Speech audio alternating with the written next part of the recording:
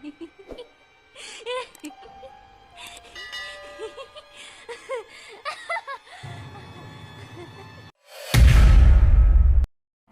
tawakkaltu ala Allah wa la hawla wa la quwwata illa billahil aliyyil azim. Bismillah la yadurru ma'a ismihi syai'un fil ardi wa la fis sama'i wa huwas samii'ul 'aliim. Bismillahirrahmanirrahim. A'udzu bikalimatillahi tammati min syarri ma khalaq. A'udzu bikalimatillahi tammati min syarri ma khalaq. A'udzu bikalimatillahi tammati min syarri ma khalaq. Amin amin amin amin ya rabbil alamin. Assalamualaikum. Hai guys. Okey. Hari ni aku nak cerita dekat korang tentang satu pembunuhan besar-besaran yang terjadi secara serentak dan boleh dikatakan dalam jangka masa yang agak singkat. Kes ini hanya dilakukan oleh seorang lelaki iaitu Mat Taram bin Sa'ad atau lebih dikenali sebagai Utuh. Mesti korang terfikir, Utuh? Kenapa Utuh? Ikut apa yang aku dapat, perkataan utuh tu berasal daripada bahasa Banjar yang bermaksud anak lelaki. Kemungkinan besar panggilan itu datangnya daripada bahasa Banjar tersebut. Okey, kita terus ke cerita Mat Taram bin Sa'ad. Mat Taram ni, atau lebih senang aku sebut Utuh lah ya. Utuh ni, dia lahir pada tahun 1917, berumur lebih kurang 30 tahun sewaktu kes ini terjadi. Berasal daripada Pulau Tunggal yang berdekatan dengan Sumatera, Indonesia. Utuh ni merupakan seorang petani Banjar yang mempunyai seorang isteri dan dikurniakan 3 orang anak. Utuh ni dia ada tanah dan rumah di Parit Sik, sebahagian terap Teluk Anson atau lebih dikenali sebagai Teluk Intan sekarang ni di Perak. Kita masuk kepada cerita kejadian. Okey. Pada pendapat aku, Utuh ni dia dah lama duduk di Malaysia. Jadi dia pun tiba-tiba terfikir untuk balik ke pulau kelahiran dia. Tanpa berfikir panjang, dia pun menjual ladang dan juga rumah dengan jumlah $200 selai pada waktu tu.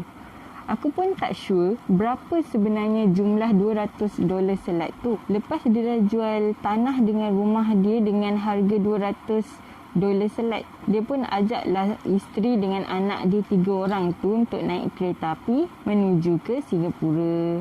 Sebab apa dia nak pergi ke Singapura? Sebab dia nak cek sama ada duit dia yang dia dah jual rumah dengan tanah dia tu cukup atau tak untuk bawa dia dan keluarga balik ke tempat kelahiran dengan menaiki feri.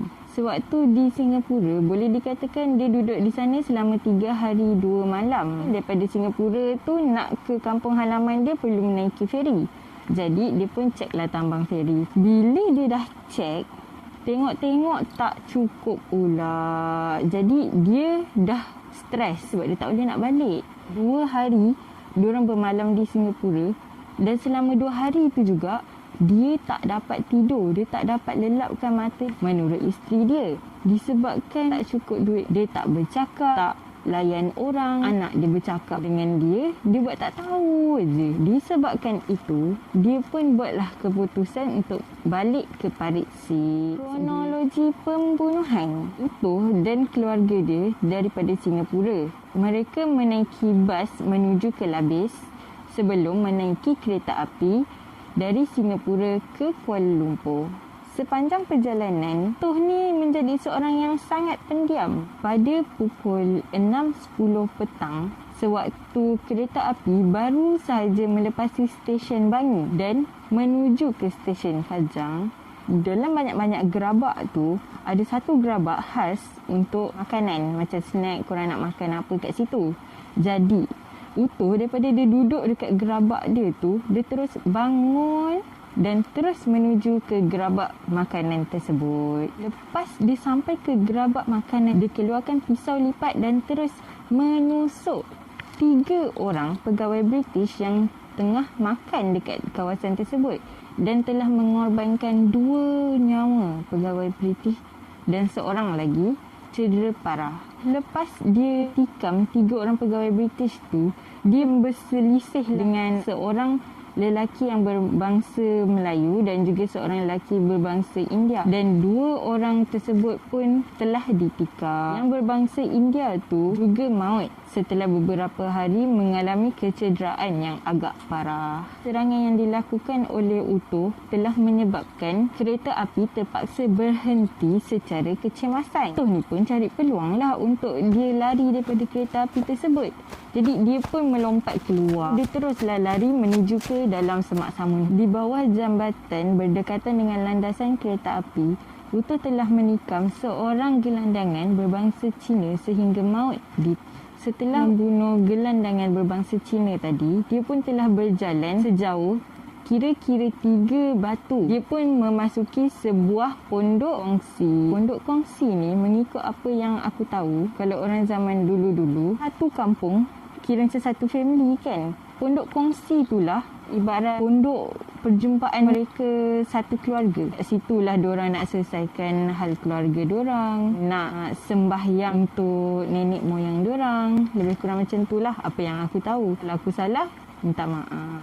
Setelah dia masuk ke pondok kongsi tersebut, dia telah membunuh Chow Hin yang berumur 40 tahun dan juga 2 orang wanita yang berumur serta 3 orang kanak-kanak. Dan dia dah mencederakan 9 orang. Antaranya 4 orang kanak-kanak. Kiranya 4 orang kanak-kanak dan 5 orang dewasa. Semasa anggota polis mencarinya di hutan yang berdekatan dengan area Bangi, UTO ni dikatakan telah berjalan kira-kira 144 km sebelum dia sampai ke rumahnya di Parit Sik. Agak-agak dalam 36 jam kemudian. Orang-orang yang kenal macam tertanya-tanya, bukan kau dah balik ke tempat kelahiran kau?